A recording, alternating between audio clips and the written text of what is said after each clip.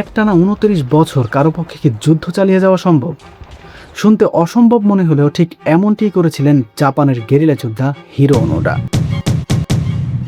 ১৯৪৫ সালে দ্বিতীয় বিশ্বযুদ্ধ শেষ হয়ে গেলেও ফিলিপাইনের লুবাং দ্বীপে ওনোডার যুদ্ধ তখনও থামছিল না। সবচেয়ে মজার বিষয় হলো ১৯৫৯ সালে জাপান সরকার অফিসিয়ালি তাকে মৃত ঘোষণা করেন। সেই ঘোষণার ১৫ বছর পর ১৯৭৪ সালে যখন সে একটি জঙ্গল থেকে বেরিয়ে আসেন, তাকে দেখে পুরো বিশ্ব চমকে গিয়েছিল।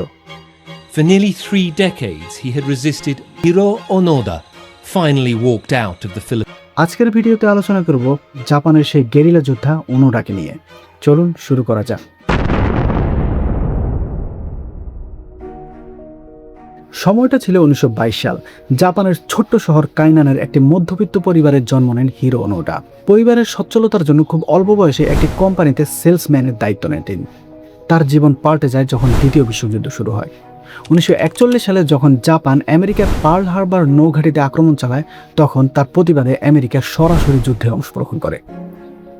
জাপান সরকার ঘোষণা করে ১৭ থেকে ৪০ বছর বয়সী যত নাগরিক পুরুষ আছে তাদের প্রত্যেককে সেনাবাহিনীতে বাধ্যতামূলক যোগ দিতে হবে।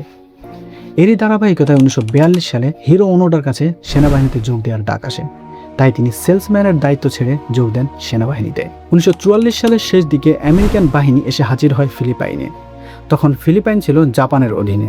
জাপান নিজেদের অধ্যুষিত এলাকা রক্ষা করতে বিশাল সেনাবাহিনী পাঠায় ফিলিপাইনে।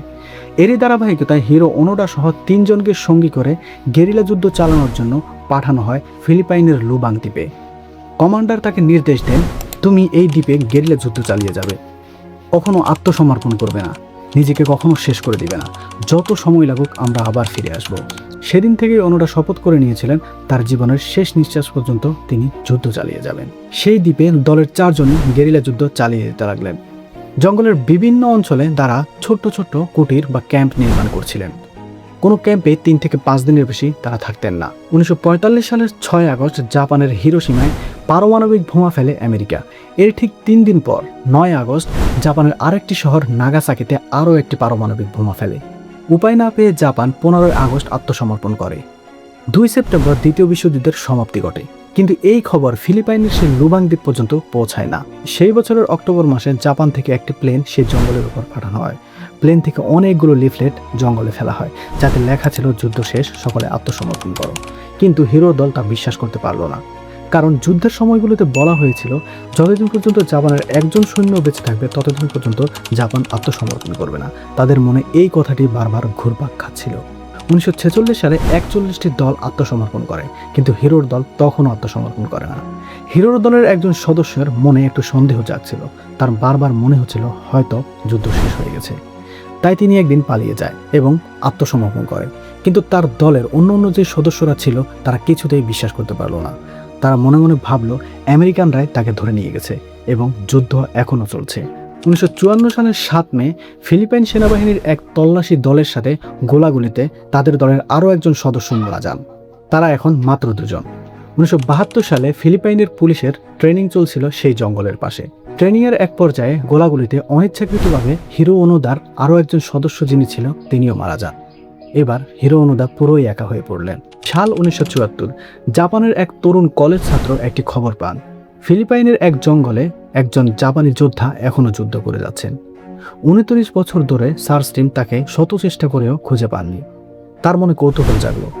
তিনি ভাবলেন নিজেই সেই জঙ্গলে যাবেন। গেলেনও। ৪ দিনের মাথায় হিরোর সাথে সুজুকির দেখা হয়। হিরো নিজেই এসে সুজুকির সাথে দেখা দেয়, কারণ হিরোর মনে হয়েছিল সুজুকি এই এলাকার বাসিন্দা নয়। তার সাথে ২ ঘন্টা কথা হয়। এক পর্যায়ে সুজুকি তাকে বলে যুদ্ধ অনেক আগেই শেষ হয়ে গিয়েছে, কিন্তু হিরো তা মানতে নারাজ। তিনি বলেন, আমার কমান্ডার যতদিন এসে আমায় আত্মসমর্পণ করতে না বলবে ততদিন আমি আত্মসমর্পণ করব না। তাই সুজুকি কথা দেয় তার কমান্ডারকে অবশ্যই তিনি নিয়ে আসবেন। নরিও সুজুকি দেশে ফিরে এলেন। ফিরে এসেই তিনি সেই কমান্ডারকে খুঁজে বের করলেন। ২ সপ্তাহ পর কমান্ডারকে নিয়ে আবারও তিনি লুবাং দ্বীপে যান। কমান্ডারকে দেখে হিরো ওনোডা আবেগে আপ্লুত হয়ে পড়েন। ১৯৭৪ সালের ৯ মার্চ হিরো ওনোডা কমান্ডারের নির্দেশে আত্মসমর্পণ করেন। দেশে ফিরে আসলে বীরের মতো করে তাকে গ্রহণ করা হয়।